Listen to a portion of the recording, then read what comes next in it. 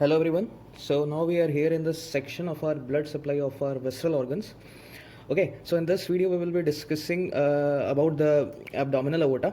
So in the last video we have ended with our thoracic aorta and its branches. Now we will begin with our abdominal aorta and its branches. So in abdominal aorta there are many branches.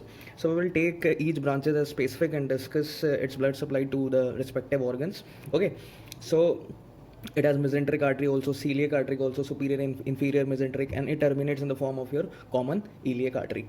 Okay, right and left common iliac artery, abdominal aorta. So here we are in the section of our celiac artery. This is the first branch of your abdominal aorta, and it arises from your anterior side of it comes out from the anterior side of your abdominal aorta. Okay, so we will be discussing about the blood supply of our stomach, because the blood supply by your celiac artery or trunk is given by your given to your stomach, liver, gallbladder, and the superior part of duodenum and your spleen. Okay, so and the anastomosis around your stomach we will be discussing in this video. Okay, so as you know that this is the level of your diaphragm. Okay, so from here actually your this level is your T12 level. You know that from where your thoracic aorta ends. So and where it ends is actually the beginning of your abdominal aorta. Okay, so the thoracic aorta actually pierces your diaphragm and comes out from your aortic orifice, pierces your aortic orifice and just comes inside your abdominal cavity. Okay, so just consider it as your abdominal aorta. So the celiac trunk actually arises from your T12 level only. There's a topography for your celiac trunk. It arises from T12 level as T12 vertebra. So just consider this as your abdominal aorta. Okay, so just consider it as your abdominal aorta, and from here we will take branch for our celiac trunk. Okay, so just it arises from your anterior side. So just take it as your celiac trunk, because celiac artery has further 3 terminal branches. Okay, so this much is your celiac trunk. Celiac trunk. From which level it arises? It arises at the level of your T12. Okay, so this was your end, and this is your anterior side of your abdominal aorta. So it arises from your anterior side. Okay, so let's see the branches, and first we will see the supply to your stomach. So the first branch is actually your left gastric artery. Okay, so from here your actually first branch arises. From here, just take it a little bit more so it will be clear. Okay, so there, and it arises actually from here, your left gastric artery. Okay, so first terminal branch of your celiac trunk is your left gastric artery. So okay, so it actually takes a convexity here at the level here. This is a convexity of your left gastric artery, and from there it goes to your lesser curvature.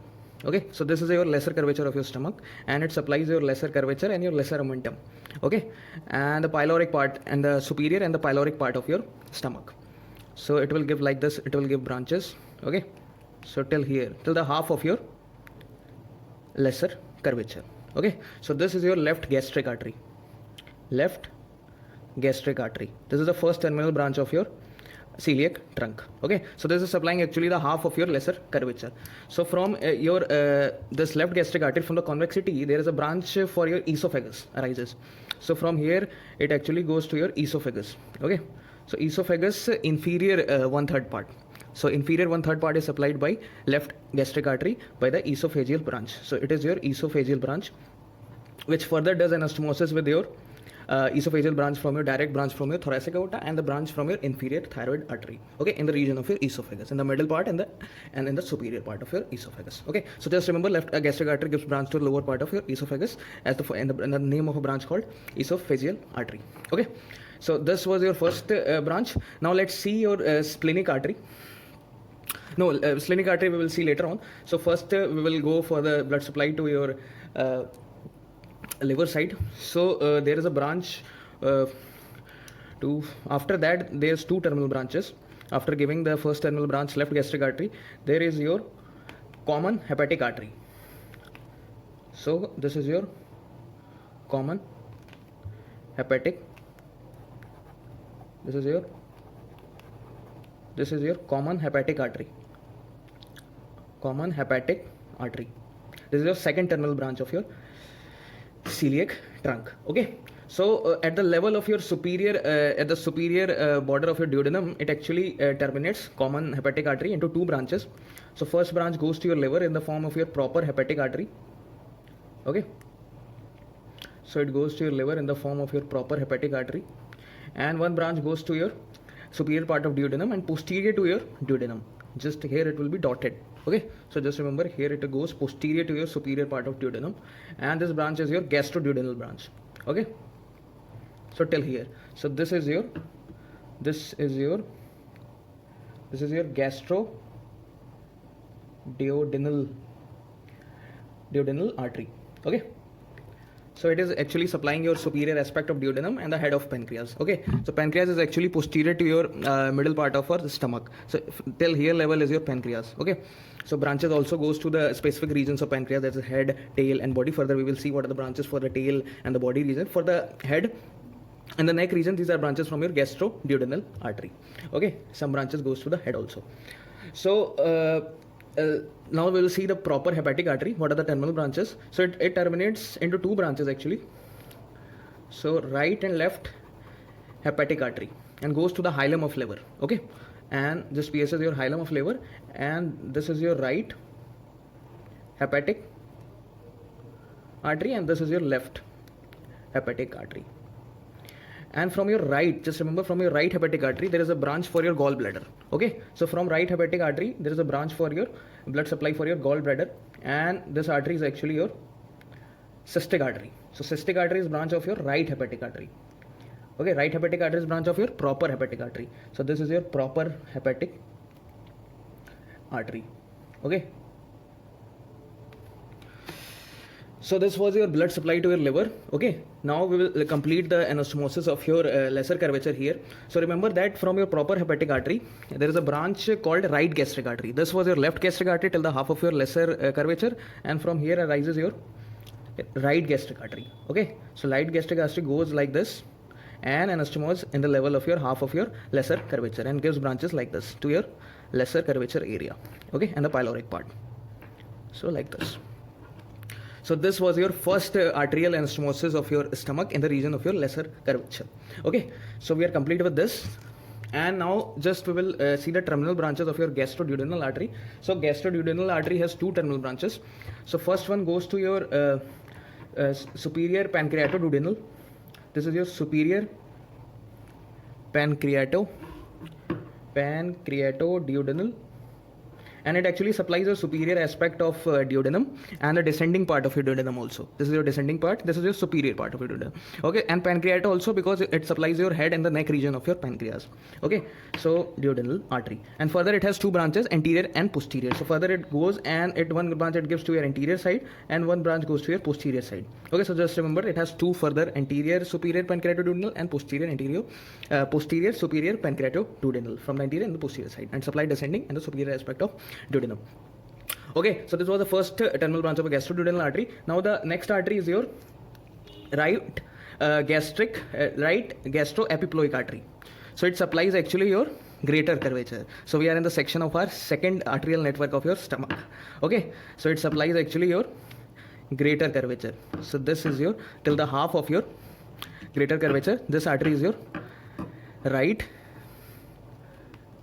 gastroepiploic artery. Okay, so it supplies your greater curvature and the fats and your greater momentum also. Okay, so this is actually your right gastric epiploic artery. Okay, so this was your terminal branch of your gastroduodenal artery. Now let's see your splenic artery. Okay, the third terminal branch. So first one is your left gastric artery. First terminal branch of your celiac trunk is left gastric artery. Second one is your common hepatic artery, and third one is your splenic artery. So this one is your this one is your splenic artery. So splenic artery actually goes posterior to your stomach. Till here it is anteriorly, and just it goes behind the stomach, so it will be dotted here. Okay, so it goes dottedly and goes directly to your spleen and terminates in the form of 8 to 10 terminal branches inside the spleen. Okay, and the linealis spleenis. Okay, the hilum of spleen, there it terminates. Okay, so it goes posteriorly and it gives branches in the region here to the pancreas to the pancreas body and your tail region. Okay, so pancreatic branches also arises from your splenic artery. So this is your splenic artery. And just remember, proper hepatic artery actually goes between your hepatoduodenal ligament. So this passes just between the ligament, like this, it is ligament, and between this artery passes. Just remember that. Okay, so this was your splenic artery, and further we will see the branches of splenic artery. So splenic artery terminates here. Okay, so first it gives a short gastric artery for the fundus region of your stomach. This is your fundus region. So here it gives your short gastric artery. So from here it gives your short gastric artery.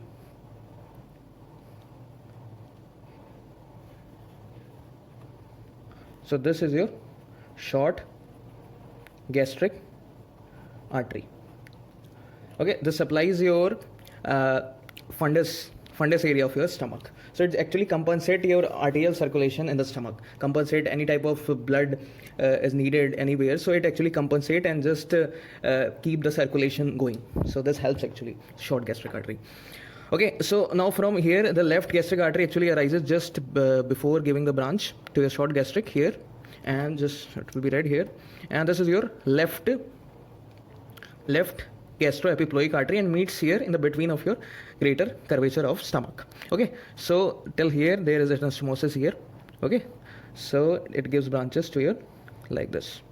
Okay, so what is the name of this artery? This artery name is actually your left gastroepiploic artery. So we are done with the two great circulation of our stomach.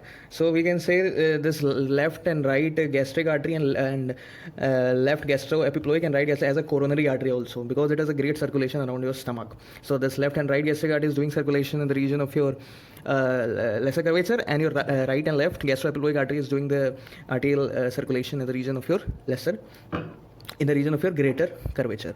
Okay, so this was actually your celiac trunk and its branches. So I think it is clear, and its basic diagram, just go through the branches and the basic topography of it. Further abdominal aorta goes down and its further branches for the kidney and the other organs, okay, in the abdominal regions, intestine and all. So we will see later on in the video. So this is what the first branch from your abdominal aorta, from the interior part. So it arises actually from the interior side of your abdominal aorta. Okay, so just remember and go through it. So this was actually the celiac trunk. Thank you.